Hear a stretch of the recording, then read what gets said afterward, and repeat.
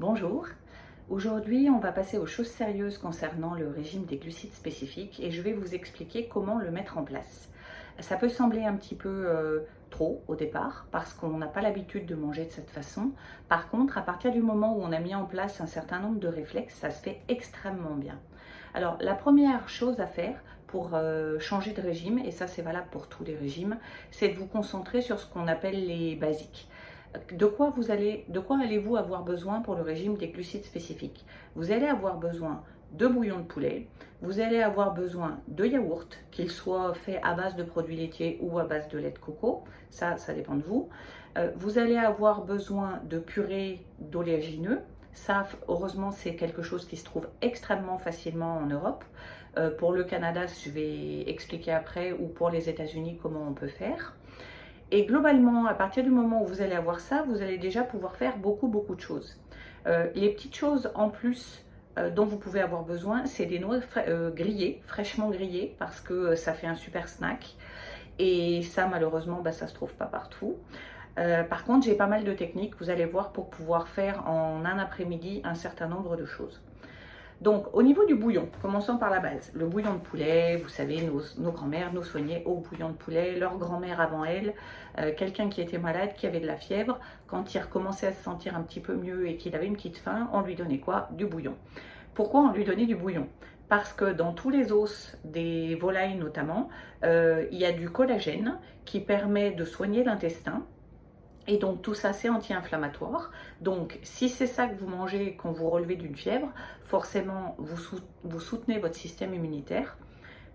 Donc c'est plus adapté que de manger quelque chose d'inflammatoire comme des céréales, qui elles par contre vont générer de l'acidité dans votre organisme, je l'ai déjà évoqué, et toute cette acidité va empêcher votre système immunitaire d'être performant.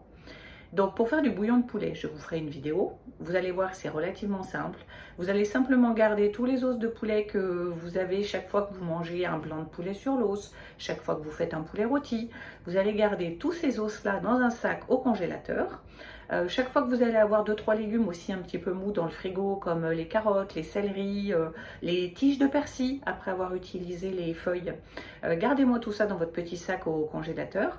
Et le jour où votre sac est plein, vous êtes prêt pour lancer votre bouillon.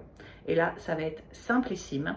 Je fais des grosses marmites de 20 litres et ensuite je congèle l'équivalent de 14 litres dans des pots en verre au congélateur.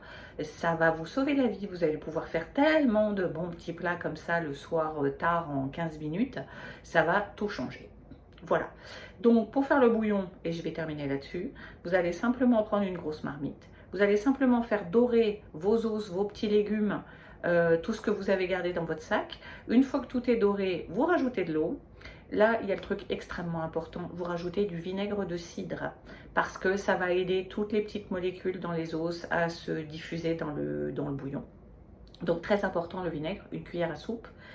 Vous allez mettre peut-être une pincée de sel si vous aimez, du poivre si vous aimez, 3 grosses feuilles de laurier et si vous pouvez trouver du laurier frais, c'est encore mieux, du thym, vos tiges de persil, donc ça j'en ai parlé, et puis voilà, c'est bon. Et ensuite vous allez laisser mijoter ça pendant au moins 9 heures.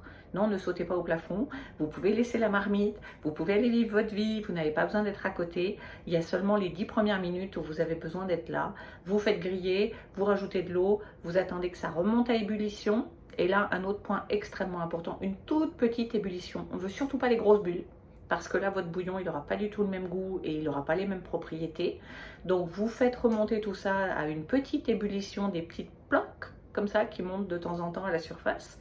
Et puis voilà, vous laissez ça pendant 9 heures. Et puis dans 9 heures, vous revenez, vous filtrez, vous mettez en bocaux, vous mettez au congélateur. Et voilà, vous avez votre base de bouillon pour le régime des glucides spécifiques. Ou pour faire des soupes si vous n'êtes pas au régime des glucides spécifiques. Voilà, j'espère que cette vidéo vous aura aidé à avancer sur le chemin de la mise en place du régime des glucides spécifiques. Et puis je vous dis à très bientôt pour un autre épisode. Bonne journée!